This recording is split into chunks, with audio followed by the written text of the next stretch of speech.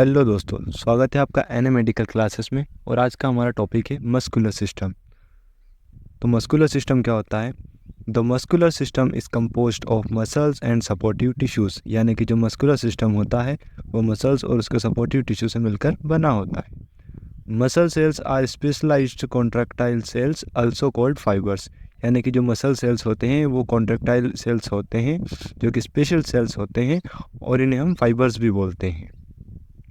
Muscular system enable movement, support and stabilisation of the body, यानी कि जो muscular system है वो बॉडी को मूवमेंट, सपोर्ट और स्टेबलाइजेशन प्रोवाइड कराता है। Muscles are responsible for generating force and movement, maintaining posture and producing heat, यानी कि जो मसल्स है वो किसके लिए रिस्पॉन्सिबल होती है? फोर्स जनरेट करने के लिए, मूवमेंट करने के लिए, और जो हमारा पोस्चर है उसको मेंटेन करती है, और हीट का प्रोडक्शन भी मसल्स ही करवाती है। अब हम देख लेते हैं टाइप्स ऑफ मसल्स। तो हमारी बॉडी के अंदर मेनली 3 टाइप्स की मसल्स होती हैं। First skeletal muscles, second smooth muscles और थर्ड कार्डियक मसल्स। तो जो स्केलेटल मसल्स होती हैं उनकी लोकेशन होती है attach to bones by tendons, यानी कि ये बोन्स से अटैच होती हैं किनके द्वारा? टेंडन्स के द्वारा। और they are responsible for voluntary movement like walking, running and lifting, यानी कि जो स्केलेटन मसल्स होती हैं वो वॉलेंट्री फंक्शन प्रोवाइड करती हैं, यानी कि चलना, दौड़ना और वज़न को उठाना, ये हमारे कंट्रोल में होती हैं स्केलेटन मसल्स, इसीलिए इन्हें वॉलेंट्री मूवमेंट भी बोलते हैं। और ये मल्टी न्यूक्लिएटेड होती हैं, यानी कि कंटेन्स मल्टीपल न्यूक्लियाई पर मसल फाइबर, यानी कि एक मसल फाइबर में बहुत ज़्यादा न्यूक्लियस होते हैं इसके अंदर। अब स्ट्रक्चर ऑफ स्केलेटन मसल्स देख लीजिए। सबसे छोटी इकाई होती है इसमें मसल फाइबर्स होते हैं जो कि इंडिविजुअल मसल सेल्स होते हैं। फिर फेसिकल्स होते हैं जो कि मसल फाइबर्स के बंडल्स होते हैं। फिर मसल होती है जो कि composed of fascicles surrounded by connective tissue called पेरामीशियम, यानी कि पेरामीशियम जो कनेक्टिव टिश्यू होती है उसकी कवरिंग के अंदर रहती है फासिकल्स के बंडल्स।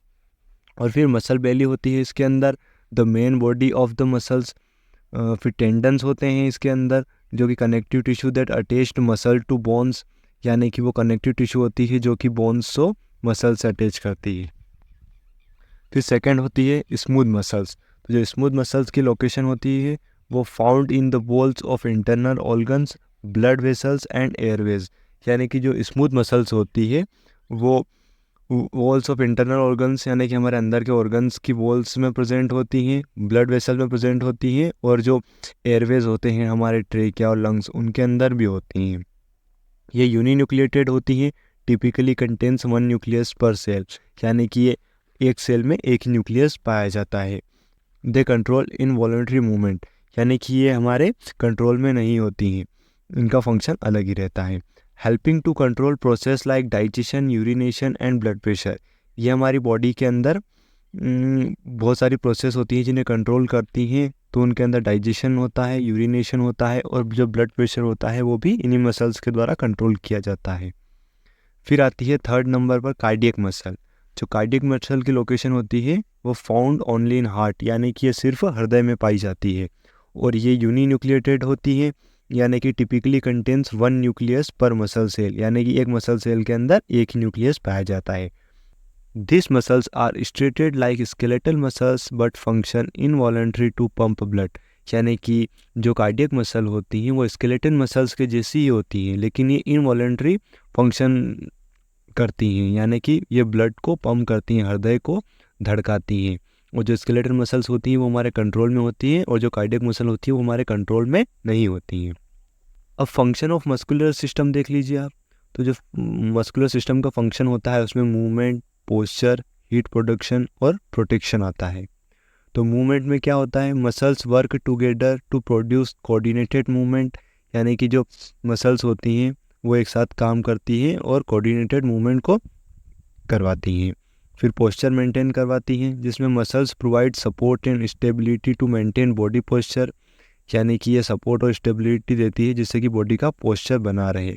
फिर हीट प्रोडक्शन करवाती है जिनमें contraction of muscle generates heat important for maintaining body temperature, यानी कि जो मसल्स का कॉन्ट्रैक्शन और रिलैक्शन होता है उसके अंदर हीट का जनरेशन होता है क्योंकि हमारे बॉडी के टेम्परेचर के लिए हेल्प करता है। फिर प्रोटेक्शन होता है, muscles protect internal organs and stabilise joints, यानी कि जो मसल्स होती हैं वो हमारे इंटरनल ऑर्गन्स की सुरक्षा करती हैं और जॉइंट्स को स्टेबल करती हैं। अब देख लेते हैं मसल कॉन्ट्रैक्शन।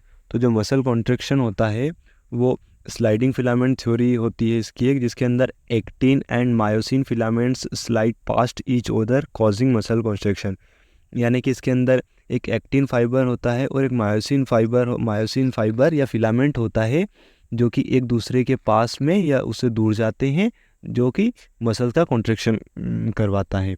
यानी कि अगर एक्टिन और मायोसिन आपस में पास आएंगे तो उसकी वजह से मसल कॉन्ट्रैक्ट करेगी, जब वापस दूर जाएंगे तो रिलैक्स हो जाएगी। और जो मसल्स का कॉन्ट्रैक्शन होता है वो न्यूरोमस्कुलर जंक्शन करवाता है। तो न्यूरोमस्कुलर जंक्शन क्या होता है?